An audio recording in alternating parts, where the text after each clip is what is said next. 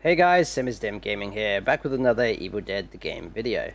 Originally this video was going to be totally different, but this is post Evil Dead 2013 update. That changed quite a few things, and I'll go over what has changed. Now I was able to catch the Saber livestream over on Twitch, where they showed off the new survivors and the new demon. They also mentioned a lot of fixes, and this video was originally going to be about things that need to be fixed. There are still things, but a couple of the things I was going to talk about are getting fixed, and I'll go over them now. One of the big things I was going to talk about is to do with the Kandarian dagger and the book, those two blue objectives. From now on we'll call them the blue objectives to make it easier. So basically, when you're playing as a demon and the survivors are on the blue objectives, a lot of the time a couple of team members will go to one and a couple of team members will go to the other. There are some issues with that. One of the biggest issues that I found playing as a demon, disclaimer, I play as demon and survivor, so I see it from both sides.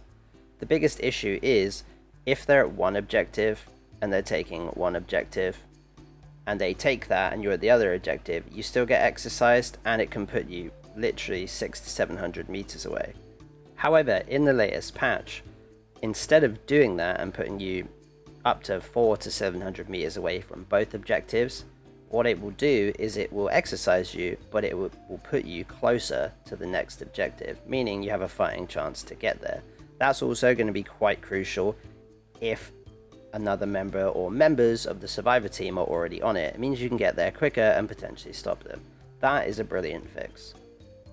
Unfortunately, that was one of the only things with the blue objectives that they decided to include in the patch. There are still a lot of flaws with this stage in the game. One of the things on the blue objectives I feel they need to change most is, for example, if the team splits up and the objectives say like 600-700 meters away from each other. Two players go to one, two players go to the other. And basically they start both objectives at the same time. You as a demon have to try and take out two players at one objective, then go all the way to the other one and take them out. But for example, if I take out two at one objective, don't get to the other objective in time, but I'm say like halfway there or almost there, that objective completes, I get exercised, and then the players at the other objective, which are nowhere near the completed one, still get resurrected. I don't think that's fair. They should only make it so you can either only do one objective at once, or they should make it so you can only get resurrected at the objective that you're near. I feel like one of those two things should balance it, because there's no risk and reward currently on that stage of the game. People just go and cheese it and they split up. This next point doesn't really affect a certain part of the game. It basically makes it so it's really hard to kill survivors.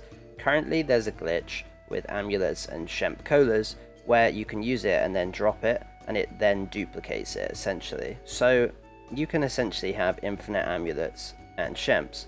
Now bear in mind, imagine your warriors and your support that you're trying to fight against, they're all doing that.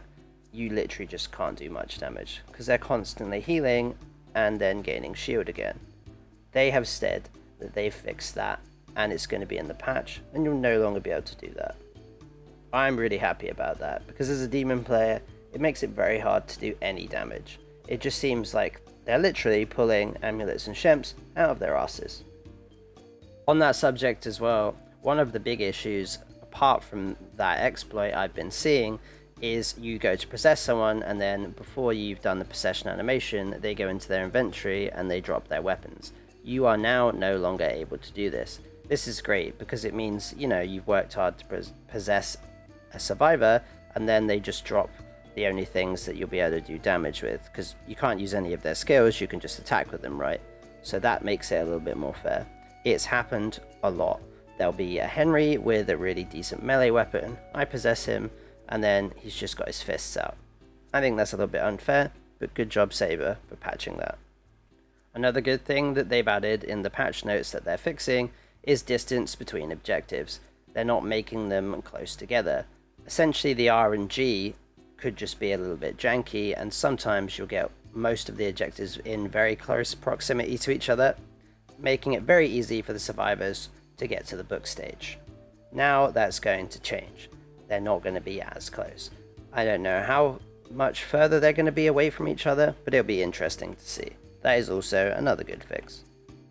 Now, in my opinion, one of my favorite things that's being fixed in the patch notes is this. They're making the demon minions a lot more aggressive. Even if you're playing as Evil Ash and you have that 10% more aggressive perk, your demons just sit there and like laugh at the enemy. They don't even attack them half of the time. I feel like if I possess them, I'm the only aggressive demon. So they're going to make them a lot more aggressive. Again, I don't know how much more aggressive they're going to make them, but if it's substantial, that would be great. Because again, it just makes it tougher for the survivors, and it could also make it more fun, because let's be honest, a lot of the demons aren't really that much of a challenge, and they're not that scary because they're not aggressive. So, fingers crossed, it's a substantial change. Personally, I have to say, Saber have done a good job in listening to the feedback of the fans of Demon and Survivor. I'm sure it's quite hard to balance a game like this, as it's probably going to swing one of both ways, either Demon or Survivor, so it's going to be a constant battle of balance, right? But I feel this patch is going to make it balanced a little bit more so. There are still a few things I'd like to change, but a lot of the things that I was going to talk about, they are patching in, so again, well done Saber. I still think you should only be able to do one blue objective at a time, as it would make the team play mechanic a little bit better, and it would make it just a little bit easier for the demon. But I'm interested to see how it's going to work, where you essentially get teleported closer to the second blue objective anyway. That might just be substantial enough, so only time will tell with that one. I am looking forward to trying the new demon and the 2 new survivors. Personally, I'm looking forward to playing as David the most, as he's kind of my jam. His skills are kind of how I play, so I'm really excited to play him. Let me know in the comments below what you think of the patch notes. I'm going to link them below as well. Let me know what you think of the balances, the content, and just things like that, and the game in general. I'm really excited to see this game do well, and I don't want it to become a Resident Evil Resistance version 2 and die, because this game has a lot of potential. But yeah guys, that is it for the video. Dim Gaming, and I'll see you in the next one.